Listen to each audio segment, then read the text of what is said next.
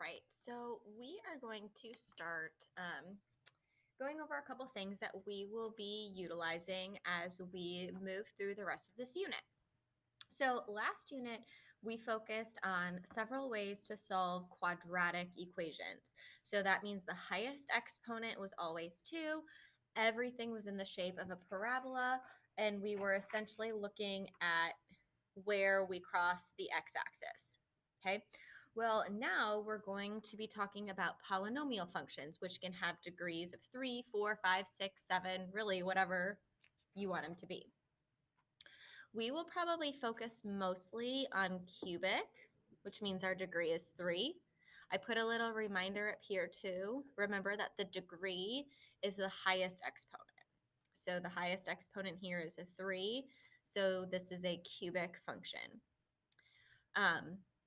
And we're going to be focusing on mainly cubic and quartic functions. So when our degree is 3 and when our degree is 4. Okay. So last unit, we talked about 3 main ways to solve quadratic equations. You can factor, you can use the quadratic formula, and you can use completing the square. Okay. Well, when you have now these polynomial functions, you can't use the quadratic formula because that's specific to a quadratic function. You can't complete the square, again, that's specific to a quadratic function. There are times, however, that you might be able to factor a polynomial expression. So I put an example here. If you have something like this, the first thing you might want to do is check to see if it can be factored. Because again, in terms of efficiency, this is probably going to be the most efficient way to solve it. So remember, if you have 4 terms in any function, it's possible that you can factor it by grouping.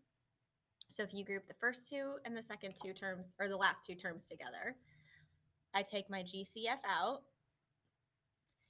2x squared out of here, I'm left with x plus 2. Negative 3 out of here, I'm left with x plus 2. Since these 2 factors are the same, that breaks it down into that. Okay, so then we could set each factor equal to 0 and solve. Okay, so that might be the first thing you honestly want to look for. So here, I look at this cubic function, 6x cubed minus or plus 3x squared minus x plus 8. So when I'm looking to see if maybe that can be factored by grouping, I can take a 3x squared out of here, and that would leave me with 2x plus 1. That's not going to happen over here.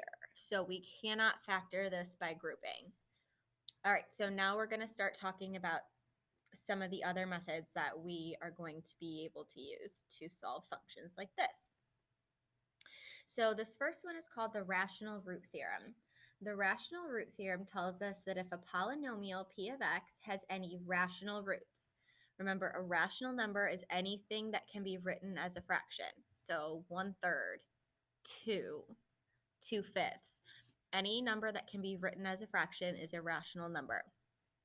They must be from the list of possibilities found by taking the factors of the polynomial's constant term and dividing by the factors of the polynomial's leading coefficient.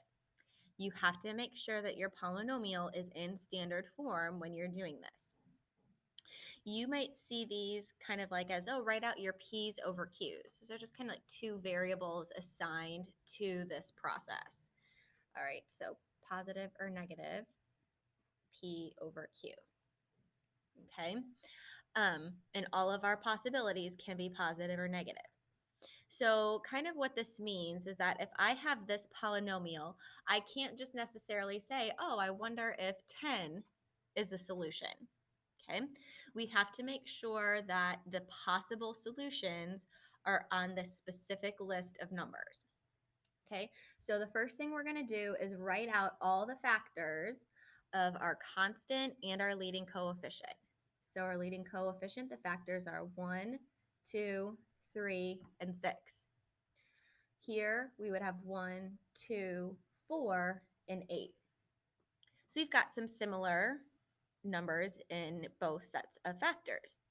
You don't have to write them in numerical order, but it may help just when you're getting everything organized.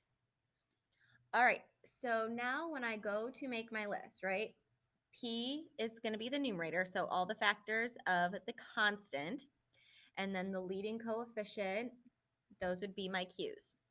And again, all of these possibilities can be positive or negative. So when I go to make my list, I'm going to just start with this one, and I'm just going to write all of the possibilities that have a numerator of 1. So positive or negative 1 over 1 would just be 1. Positive or negative 1 over 2. Positive or negative 1 over 3. And positive or negative 1 over 6. So already I have 8 possible solutions. 1, 2, 3, 4, 5, 6, 7, 8. All right, so now I'm going to move on to my next factor. So my next possible solution would be positive or negative 2 over 1, which would just be 2. My next one would be positive or negative 2 over 2, which simplifies to 1. That's already on my list. So positive or negative 2 over 3. And then positive or negative 2 over 6. Well, 2 over 6 would simplify to 1/3, which I also already have on my list. So a lot of times when you have some of these similar factors, you don't need to write the possibilities twice. That's why you always want to reduce kind of as you're going, or else your list will look longer than it actually is. All right, so I've done my 1, my 2. Now I'm going to move to this one. Positive or negative 4 over 1, which is just 4. Positive or negative 4 over 2, which would be 2. Already got it. Positive or negative 4 over 3. Positive or negative 4 over 6. That would simplify to 2/3. Already got that. All right, and then last with this 8, positive or negative 8 over 1. 8 over 2 is 4. I've already got that. 8 over 3. And then 8 over 6 would also simplify to 4/3, which I've already got. So I've got a pretty hefty little list here of possible answers to this polynomial equation. 1, 2, 3, 4, 5, 6, 7, 8, 9, 10, 11, 12, 13, 14, 15, 16, 17, 18, 19, 20. There are 20 possible solutions. Okay. Well, last unit, remember, we said that every quadratic equation has 2 solutions because the degree is 2. So the degree will always tell you the total number of solutions. So in this case, the degree is 3. That means that there will be 3 total solutions. So the degree equals the number of solutions. Now, we don't know right now if all of the solutions are going to come from this list. There can also be irrational and imaginary solutions, which we will talk about at the end of this video. So typically what you would do from here, and this is what we're going to focus on tomorrow and the next day, is using this list to solve. So when we did division, both synthetic and long, we would get a remainder. So what we will kind of focus on is that if the remainder is 0, that means that this would be a solution to this polynomial equation. Well, I don't want to sit here and do synthetic division 20 possible times, especially with these fractions. No way. That sounds kind of, well, I don't want to say miserable. That might be a little bit dramatic, but not really the most useful time spent. That's what we have this calculator for. Okay, so what we can do from here is kind of narrow down our list. So if you have a graphing calculator, you can kind of pull that out now and follow along with me. If you don't, I'm going to make a separate video for you to use Desmos with this. Okay, so what you're going to want to do is go to y equals. If there's stuff typed in here right now, go ahead and just hit clear. If your plot is still highlighted from when we did regression, just go take your arrow up until it's highlighted and hit enter. Make sure it's not highlighted anymore. Okay, and you can write down these steps off to the side if you want. So then I'm going to type this in. So the way we type this in is just 6, and then the x is right here, and then to the third power. And then you're going to need to use your right arrow to bring that down. And then plus 3x squared minus x plus 8. Okay.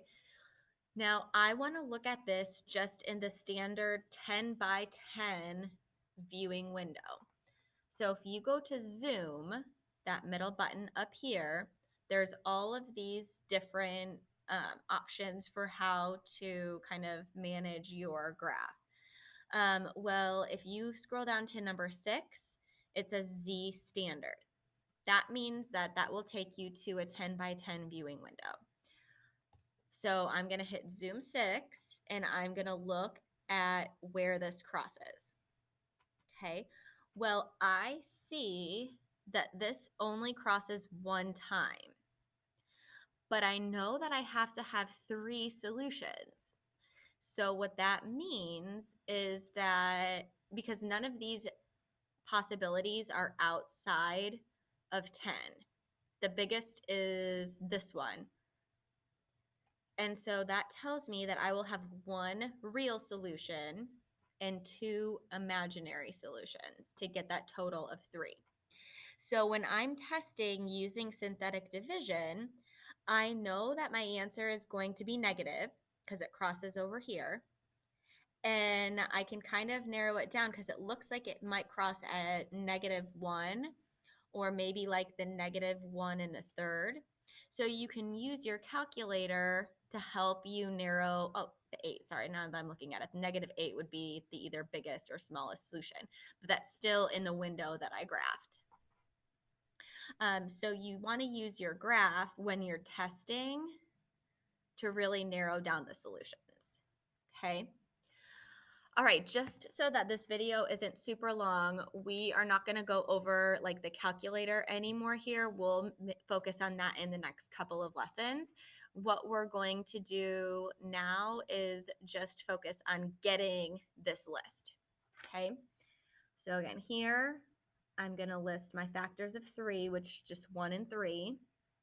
Factors of 4 would be 1, 2, and 4. Okay, so this is nice because it doesn't look like I'm going to have as long of a list. I don't have as many factors on either kind of side of this. So my possibilities would be positive or negative, and I'm just going to start here. 1 over 1 is 1. 1 over 3 is 1/3. Okay, so that one's done. Then this would be positive or negative 2 and positive or negative 2/3. That one's done. And then positive or negative 4, positive or negative 4/3. Okay, so that would be my list. Okay, so if we were actually finding the solutions, we could use our graph, type that in, narrow down our options to test with synthetic division. Okay, all right, and then this last one here. So this one's going to be nice because the only coefficient or the only factor of 1 is 1. Here, though, I have a little bit longer list. I could do 1, 2, 3, 4, 6, and 12. Okay. So my possibilities would be 1 over 1, which is 1, positive or negative 2, positive or negative 3, positive or negative 4, positive or negative 6, positive or negative 12. Okay, in terms of testing these would obviously be so much easier because they're all whole numbers. So the substitution or synthetic division would be much easier. Okay, so maybe just for one of these, let's go back to number 1 and I'll put just 1 in the calculator. So I'm going to go to y equals, clear that out, 3x to the third minus 10x squared plus 10x minus 4. My window's already the 10 by 10, so you don't have to do that again. Once you do that once, if you did not change it, I'm just going to hit graph. And we'll kind of look at where we're at. So again, this one, I see it only crosses once right here. None of these possible solutions are outside of my 10 by 10 window. So I know there's not any hiding on either side out here. So it looks like it maybe crosses at 2. So we could test that, see if we get a remainder of 0. And then my other two solutions will be imaginary, which again, we'll talk about how to find in a couple days. So just to kind of carry on that conversation, here are some more graphs in terms of how we would figure out like what degree we're looking at and the types of solutions. Okay, so we do have to remember some of the shapes of the graphs. Remember, if your degree is odd, that means your graph ends in opposite directions. Okay, so we know that this is probably a cubic function. And this is also probably a cubic function. This graph ends, both sides are pointing up. So if it ends in the same direction, that means it's going to be even. And so what we're doing to determine how many solutions and the type of solutions is kind of looking at that shape and then looking at how and where it crosses. Okay, so I see that it crosses once here. Well, if this has to be a cubic function, that means we need to have 3 total solutions. So we're going to have 1 real solution because it crosses here once. And then to get to the 3, that means we have to have 2 imaginary. Okay. So I'm going to actually come back to this graph in a second. This one, we know that it's not, even though it's even, it's not quadratic because it crosses in more than 2 places. So it can't be quadratic. It's probably quartic. It crosses in 4 places. So if it has to have 4 total, that means that if it crosses in 4 places, we're going to have 4 real solutions. Okay. All right, so the last thing that we are going to talk about today is the imaginary and irrational roots conjugate pair theorem. Okay, so think back to when we solved quadratic equations. When we did completing the square and quadratic formula, our answer was always something like 2 plus or minus 2 radical 3. Or maybe like 1 plus or minus 2i, right? Something like that. So that plus or minus represents 2 solutions. Because if we were to actually calculate this out, we would do 2 plus 2 radical 3, get whatever that number is, and 2 minus 2 radical 3, and then whatever that is. So you have 2 solutions. So that's where this kind of theorem comes in. Every imaginary and irrational number comes in pairs. So if one imaginary or irrational number is a root of a polynomial, then its conjugate is also a root. They travel in pairs like the dancing ladies emoji, right? So you cannot just have one imaginary answer.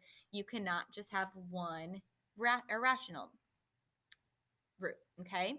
So if radical 5 is a root, then that means negative radical 5 is a root. If negative radical 6 is a root, that means positive radical 6 is a root, right? That would be like our positive or negative radical 5, positive or negative radical 6. If 8 plus radical 2 is a root, then 8 minus radical 2 is a root, right? If we were solving, that would look like that when we condense it. 8 plus or minus radical 2. Same thing with imaginary roots. If 2i is a root, so is negative 2i. If negative 10i is a root, so is positive 10i. 4 minus I, 4 plus I. They travel in pairs. So to go back up to this picture right here, if this is a cubic function, the degree is 3, so that means that we have to have 3 total roots.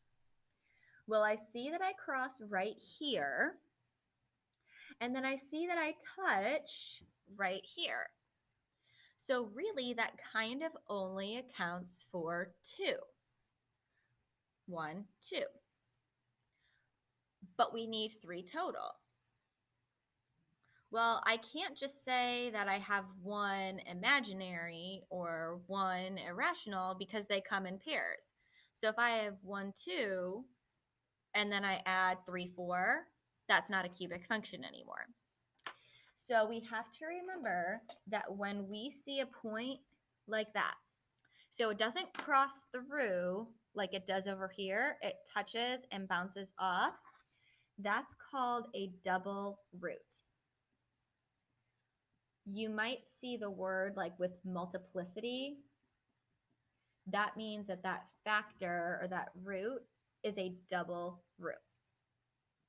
So we have 1, 2, 3. So there are 3 real solutions. And so if we were to factor that, right, that looks like it's negative 6. So that factor would be x plus 6. And I think that's at 1. So that means that that factor appears twice. Okay. And also remember that an irrational root is real. Okay. It's these that don't cross at all. So kind of like what we see right here. So this is still a real number. It's just not going to go cross evenly like some of these other ones. Okay. All right. So over the next couple of days, we'll build on kind of everything here and talk about what we actually do once we have this to solve it. Okay. And again, if you do not have a graphing calculator, I am also going to post a Desmos video for how to type this into Desmos so you can narrow down your list.